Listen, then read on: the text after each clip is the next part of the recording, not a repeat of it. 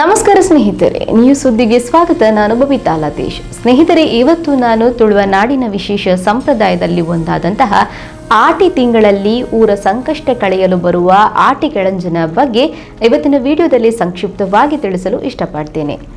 ಕುತ್ತಾರು ಪಂಜಂದಾಯ ಕ್ಷೇತ್ರದಿಂದ ಕುತ್ತಾರು ಗುತ್ತುವಿಗೆ ಬಂದು ಕಲ್ಲಾಲ ಗುತ್ತು ಮಾಗಂದಡಿಗೆ ಮೊದಲಿಗೆ ಆಟಿಕೆಳಂಜ ಬರಬೇಕು. ಹಾಗಾದ್ರೆ ಇದರ ನಿಜವಾದ ರಹಸ್ಯ ಏನು? ಆಟಿಕೆಳಂಜ ಅಂದ್ರೆ ಯಾರು? ರಾಜನ, ಸಾಮಾನ್ಯ ಮನುಷ್ಯನ ಅಥವಾ ದೈವ ಸ್ವರೂಪಿಯ? ಇವೆಲ್ಲವನ್ನ ಇವತ್ತಿನ ಸಂಚಿಕೆಯಲ್ಲಿ ತಿಳಿದುಕೊಳ್ಳೋಣ.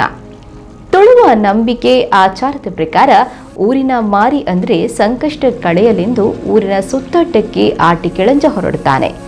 ಅಂದಿನ ಕಾಲದಲ್ಲಿ ಇಂಥದ್ದೊಂದು ಸಂಸ್ಕೃತಿ ಹುಟ್ಟಿಕೊಳ್ಳಲು ಕಾರಣ ಪರಶುರಾಮ ಕಾಲದಲ್ಲಿ ಆಟಿಕೆಳಂಜ ಹಾಗೂ ಸಕಲ ಸಾಧುವಿಗೆ ಹೋರಾಟ ನಡೆಯುವ ಸಂದರ್ಭ.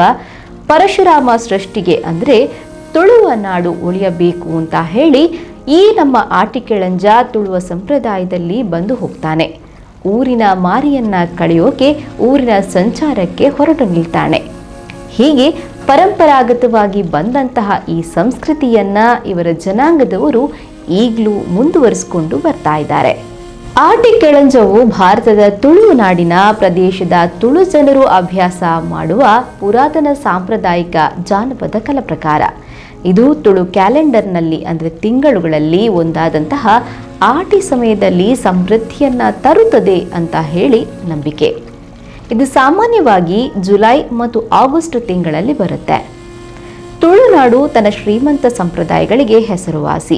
ವಿಶೇಷವಾಗಿ ತುಳುನಾಡಿನ ಸಾಮಾಜಿಕ ಆರ್ಥಿಕ ರಚನೆಯಲ್ಲಿ ಕೃಷಿಯು ಮಹತ್ವದ ಪಾತ್ರವನ್ನ ಹೊಂದಿರುವ ತುಳುನಾಡಿನ ಹಳ್ಳಿಗಳಲ್ಲಿ ಕಳೆಂಜನ ವೇಷ ಧರಿಸಿ ಜನರ ಮನೆಗಳಿಗೆ ಭೇಟಿ ನೀಡ್ತಾರೆ. ಪ್ರತಿಯಾಗಿ ಜನರು ಕಲಾವಿದರಿಗೆ ಅಕ್ಕಿ, ತರಕಾರಿಗಳು ಮತ್ತು ಹಣವನ್ನು ನೀಡ್ತಾರೆ.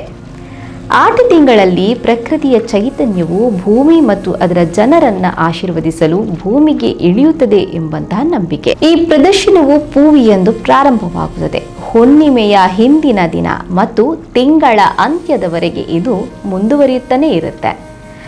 ಆಟಿಕೆಳಂಜವು ದುಷ್ಟಶಕ್ತಿಗಳು ಮತ್ತು ರೋಗಗಳನ್ನು ದೂರವಿಡುವ ಧನಾತ್ಮಕ ಶಕ್ತಿಯನ್ನ ತರುತ್ತದೆ ಎಂಬಂತಹ ನಂಬಿಕೆ. ಆಟಿ ಅಂದರೆ ಭಾರೀ ಮಳೆಯಾದರೆ ಬೆಳೆಗಳು ನಾಶವಾಗುತ್ತವೆ.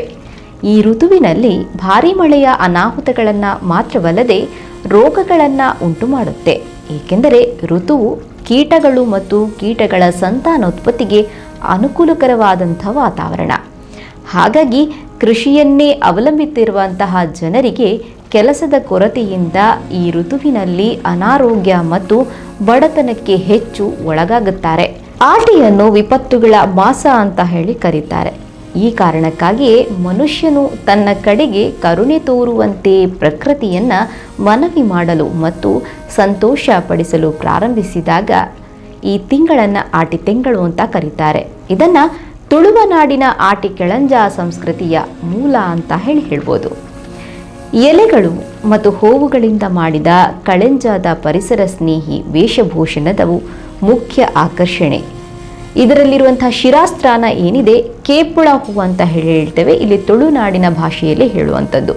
ಇದರ ಕಾಂಡಗಳನ್ನು ಬಳಸಿ ಇದರ ಶಿರಸ್ತ್ರಾನವನ್ನು ಮಾಡಲಾಗುತ್ತೆ. ಹಾಗೂ ತೆಂಗಿನ ಮರದ ಕೋಮಲ ಅಂಗೈಗಳಿಂದ ಮಾಡಿದಂತಹ ವೇಷಭೂಷಣಗಳು, ಕಾಲುಂಗುರಗಳು, ಬಣ್ಣ ಬಣ್ಣದ ಬಟ್ಟೆಗಳು ಹಾಗೂ ಅರೆಕಾ ಸ್ಪೇಟ್ನಿಂದ ಮಾಡಿದ ಅಂದರೆ ಉದ್ದನೆಯ ಕ್ಯಾಪ್ ಇತ್ಯಾದಿಗಳಿಂದ ಇದನ್ನು ಉಪಯೋಗಿಸಿಕೊಂಡು ಅಲಂಕಾರ ಮಾಡಲಾಗುತ್ತೆ. ಮುಡಿ ಎಂದು ಕರೆಯಲ್ಪಡುವ ಶಿರಸ್ತ್ರಾನವನ್ನ ನಂತರ ಈ ಕೇಪುಳದ ಕೆಂಪು ಹೂಗಳಿಂದ ಅಲಂಕಾರ ಮಾಡ್ತಾರೆ. ಇನ್ನು ಮುಖಕ್ಕೆ ವಿಶೇಷವಾಗಿ ಹಳದಿ ಬಣ್ಣಗಳನ್ನು ಬಳಸಿ ವಿನ್ಯಾಸ ಮಾಡಲಾಗುತ್ತೆ.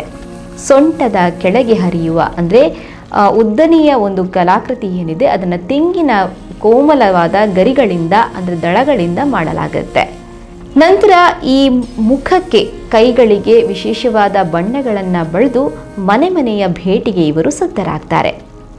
ಒಣ ತಾಳೆ ಎಲೆಗಳ ಛತ್ರಿ ಹಿಡಿದಿರುವ ಆಟಿಕೆಳಂಜನ ಚಿತ್ರವು ಅದ್ಭುತವಾದ ವೀಕ್ಷಣೆಯನ್ನ ಈ ತುಳುವ ಜನರಿಗೆ ನೀಡ್ತಾರೆ.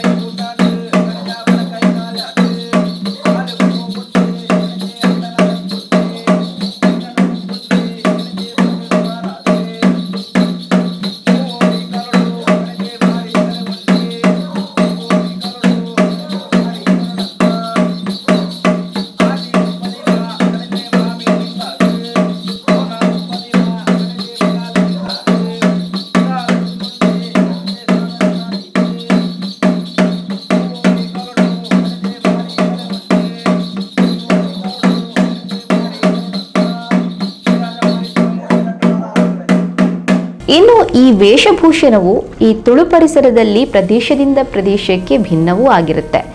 ಸುಳ್ಯದಲ್ಲಿ ಆಟಿಕೆಳಂಜ ನರ್ತಕಿ ಅಡಿಕೆ ಕೊಂಬೆಯ ಮುಖವಾಡದಿಂದ ಮಾಡಿದಂತಹ ಉಡುಪನ್ನು ಧರಿಸಿ ಬರ್ತಾರೆ. ಇನ್ನು ಆಟಿಕೆಳಂಜ ಮನೆಗಳಿಗೆ ಭೇಟಿ ನೀಡ್ತಾ ಇರುವಾಗ ಕುಟುಂಬ ಮತ್ತು ದನಕರುಗಳಿಗೆ ಸಂಭವಿಸಬಹುದಾದಂತಹ ವಿಶೇಷವಾದ ಅನಾಹುತವನ್ನು ಹೋಗಲಾಡಿಸಲು ಇದ್ದಿಲು, ಅರಶಿನ ಪುಡಿ ಮತ್ತು ಹುಣಸೆ ಹಣ್ಣು ಬೆರೆಸಿದ ನೀರನ್ನು ಸಿಂಪಡಿಸುವ ಆಚರಣೆ ಕೂಡ ಇಲ್ಲಿದೆ. ತುಳುವ ನಾಡಿನ ಸಂಸ್ಕೃತಿಯಲ್ಲಿ ಬಹಳ ಮಹತ್ವ ಪಡೆದಿರುವಂತಹ ತೆಂಬರೆ ಎಂಬ ಡೋಲಿನ ತಾಳಕ್ಕೆ ತಕ್ಕಂತೆ ಆಟಿಕೆಳಂಜ ಕುಣಿಯುತ್ತಾನೆ. ಪಕ್ಕವಾದ್ಯದವರು ಬಾರಿಸುವಂತಹ ಡೋಲಿಗೆ ತಕ್ಕಂತೆ ಕುಣಿಯುತ್ತಾ ಅತೀಕ ಬತ್ತೆ ಆಟಿಕೆಳಂಜ ಎಂಬಂತಹ ಹಾಟನ್ನು ಇಲ್ಲಿ ಬರೆಸ್ತಾರೆ. ಅದರ ಜೊತೆಗೆ ಕಥೆಯ ನಿರೂಪಣೆ ಕೂಡ ಹೇಳ್ತಾರೆ. ಸುತ್ತುವರಿದಿರುವ ದುಷ್ಟತನವನ್ನು ತೊಲಗಿಸಿದ ಪ್ರತಿಫಲವಾಗಿ ಮನೆಯವರು ಅನ್ನವನ್ನು ಕೊಡ್ತಾರೆ. ಆಟಿಕೆಳಂಜವನ್ನ ಸಾಂಪ್ರದಾಯಿಕ ವೈದ್ಯ ಅಂತ ಹೇಳಿ ಇಲ್ಲಿ ಪರಿಗಣಿಸಲಾಗುತ್ತೆ.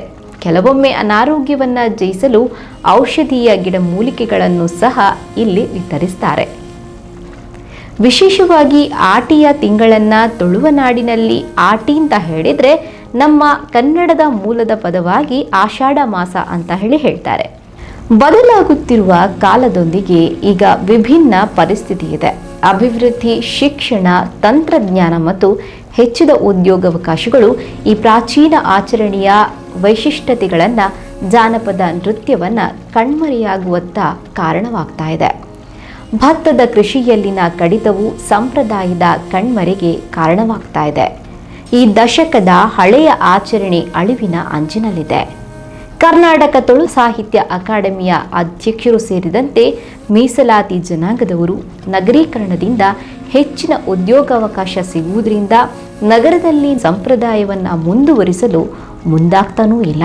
ಪಾಲಕರು ತಮ್ಮ ಮಕ್ಕಳಿಗೆ ಆಟಿಕೆಳಂಜನ ವೇಷಭೂಷಣವನ್ನು ನೀಡ್ತಾರೆ ಮತ್ತು ಮನೆಗಳ ಮುಂದೆ ಪಾಡ್ದನ ಹಾಗೂ ತುಳು ಸಂಪ್ರದಾಯದ ಹಾಡಿಗಳಿಗೆ ಹಾಡ್ತಾ ಕುಣಿಯುವಂತಹ ಕಾಲ ಕೂಡ ಮರೆಮಾಚ್ತಾ ಇದೆ. ಇತ್ತೀಚಿನ ದಿನಗಳಲ್ಲಿ ಮಕ್ಕಳು ಶಿಕ್ಷಣದತ್ತ ಗಮನ ಹರಿಸುವುದರಿಂದ ಇದರ ಬಗ್ಗೆ ಕೊಂಚ ಹಿಂಜರಿಕೆಯನ್ನು ಕೂಡ ಮೂಡ್ತಾ ಇದೆ. ಅದರ ಹೊರತಾಗಿಯೂ ಆಟಿಕೆಳಂಜವು ತುಳುನಾಡು ಪ್ರದೇಶದ ಜಾನಪದ ಸಂಸ್ಕೃತಿಯ ಅವಿಭಾಜ್ಯ ಅಂಗವಾಗಿ ಉಳಿದಿದೆ ಮತ್ತು ಆಟಿ ದಿನಗಳಲ್ಲಿ ತುಳುವ ನಾಡಿನ ಆಂತರಿಕ ಪಾಕೆಟ್ನಲ್ಲಿ ಮಾತ್ರ ಈ ಜಾನಪದ ನೃತ್ಯವನ್ನು ನಾವು ವೀಕ್ಷಿಸಬಹುದು. ಸ್ನೇಹಿತರೆ, ಕಾಲ ಬದಲಾಗ್ತಾ ಇದೆ.